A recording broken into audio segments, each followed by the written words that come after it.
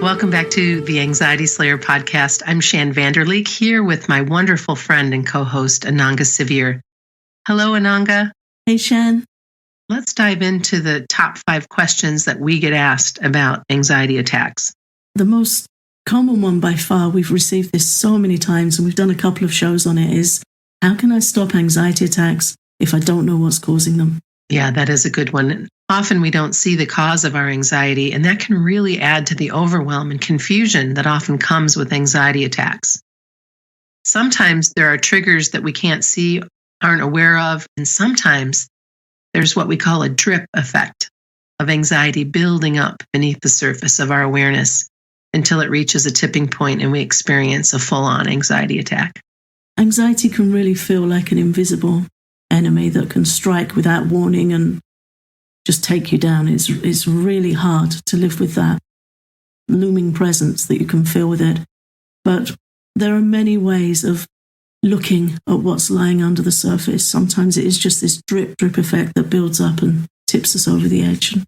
In other episodes, we've talked about Ayurveda, India's ancient science of life, and how understanding your body and mind type can help you support yourself through nutrition, breathing, and lifestyle adjustments that can all help protect you from anxiety attacks. We've discussed many times, Shan, how these are really important factors that can either help or give rise to anxiety. So really good to learn more about those things. It's also important to note that getting support from someone who understands anxiety attacks is a good place to start. You might choose a book, an online course, or an anxiety coach to help you gain a better understanding of anxiety attacks and their triggers. Working with a coach one-on-one can help you explore and eliminate the triggers that we've been referring to in your life and learn some coping and calming skills. And certainly this leads to EFT tapping, which we talk about quite often. And EFT is a powerful way to calm anxiety and your feelings about having anxiety. We have an entire page devoted to EFT on our website at anxietyslayer.com/EFT if you'd like to learn more. Yeah, we get messages all the time from members in our private Facebook group and listeners to the podcast that are trying tapping and reporting great results with it. I've been using it since 1999 and I've learned many tools over the years, but there's not many I can say I use consistently, regularly, almost on a daily basis 20 years later, but EFT is the one that I do. Really worth investing some time in learning it properly, learning it thoroughly. It's not hard to learn, but you get much better results when you know how to apply it to your own personal triggers, personal challenges. Sometimes we have some fears about overcoming anxiety. We have fear of the fear, all these things that come around with the anxiety experience and the suffering of anxiety. And EFT tapping is useful for every single one of those challenges. So really worth learning it properly. And if you get the opportunity to have a session with somebody who really knows it inside out and can help you get it working for you, it's a very valuable use of some time. The next question that we hear a lot about anxiety is people wonder why they feel so unsettled for several days after an anxiety attack. And I think it's important to just remember that anxiety attacks are traumatic to our bodies and minds. They cause massive surge of adrenaline that really can leave us feeling shaken and unsettled for a good few days. And this is where we really need to tap into self-care. And touching on Ayurveda again, we can understand that anxiety attacks disturb the very energy that provokes them in the first place. So you've heard us mention the Vata body type many, many times. The Vata body type is more sensitive to suffering with anxiety and anxiety attacks. So these attacks can be really disruptive to that same Vata energy. And when you know that, you can put some practices in place to help you while you're feeling unsettled after you've had an anxiety attack. One very simple way to do that is to support yourself with focusing on grounding as much as you can. That could be a gentle walk in nature or a warm bath with some lavender oil and magnesium. or massaging your feet before sleep. Also eating nourishing, warming, simple meals. And most important of all, showing yourself self-compassion. If we saw somebody else having an anxiety attack, we would feel very compassionate for what was happening with them. If you could really see what was going on in somebody's body and mind internally, it's a huge event, a huge shock to the nervous system. So we need to show ourselves compassion and slow down and soften up on ourselves. Otherwise, we're just adding to our own stress. And it's really easy for us to be hard on ourselves and feel we should be doing this, or go to that place of, am I weak? Am I crazy? It's completely natural to feel unsettled after an anxiety attack. If we cut our finger and it bleeds, we don't get heavy on our finger. It's what happens. Right. When we have a massive adrenaline event in our body, this is what happens. So we need to know how to take care of that. And so much you can do to calm them down, and you can stop anxiety attacks. So much to be learned and applied that can change the whole experience, but it begins with compassion. Without question. And then the third question that comes up a lot is, how can I stop the fear of an attack? I'm constantly worried I could have an anxiety attack when I'm away from home, which is, just so stressful to be in that space of worry. Yeah, and again, it's really naturally where the mind goes. If you have an episode like that away from home, then your mind will say, don't leave the home. Do you remember what happened to you last time? And the way the mind says that to us is with worrying thoughts and anxiety symptoms in our body. That's how it conveys that to us. And it feels awful. So it's very, very challenging. But I recommend, first of all, finding out something about how this works. There's a whole way that this works. And once you understand it, it starts to fall apart and feel a bit easier. It's really natural to think ahead and worry about what might happen when we have these experiences when we're out. But there are many ways that we can support ourselves to stop the anxiety attacks and to stop the fear of the attacks.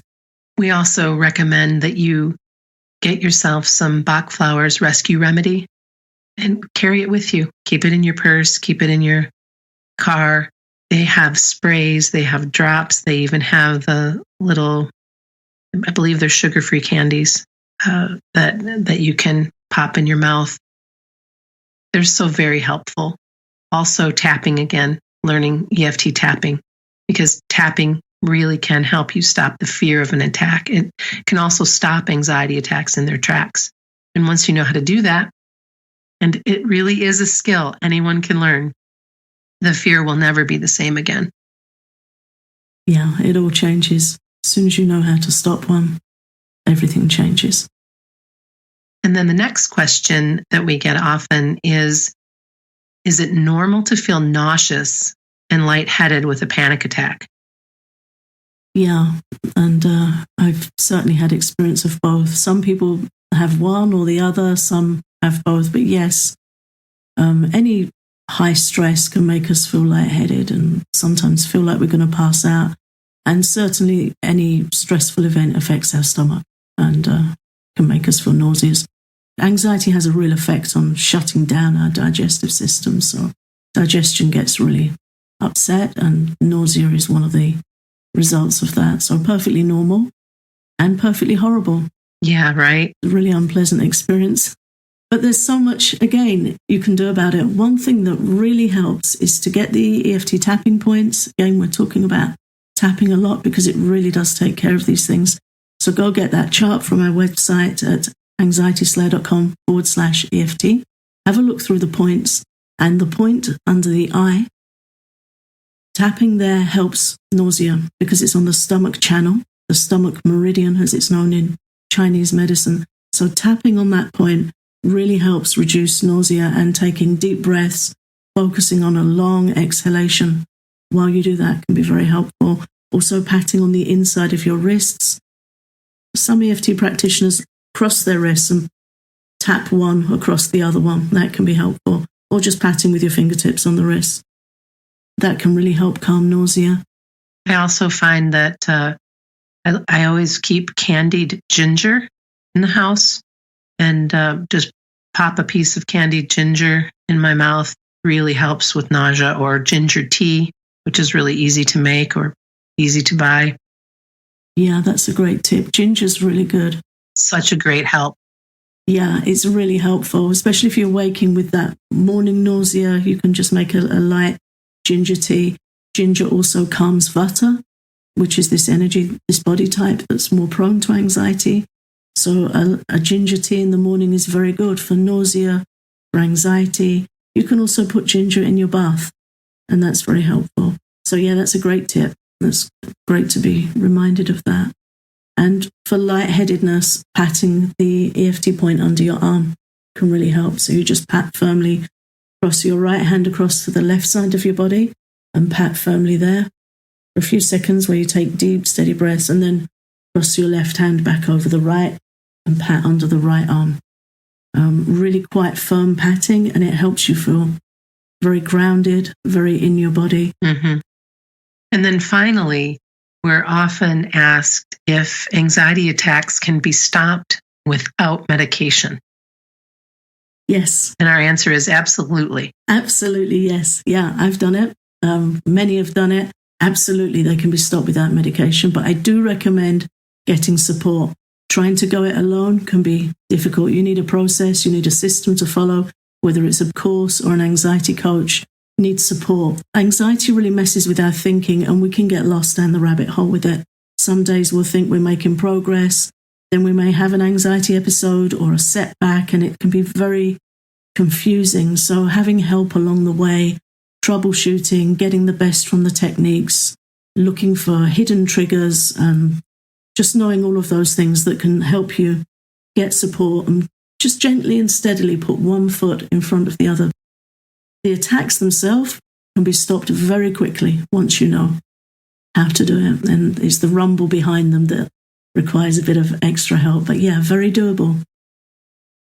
Well, I'm glad we came together today to talk about these top 5 questions, and that we have the remedies and examples of how you can move through an anxiety attack, how you can stop an anxiety attack in its tracks. Thank you for listening. You're welcome to join our Patreon with over 200 guided relaxations, tapping sessions, and classes to help you slay your anxiety. Visit patreon.com/anxietyslayer.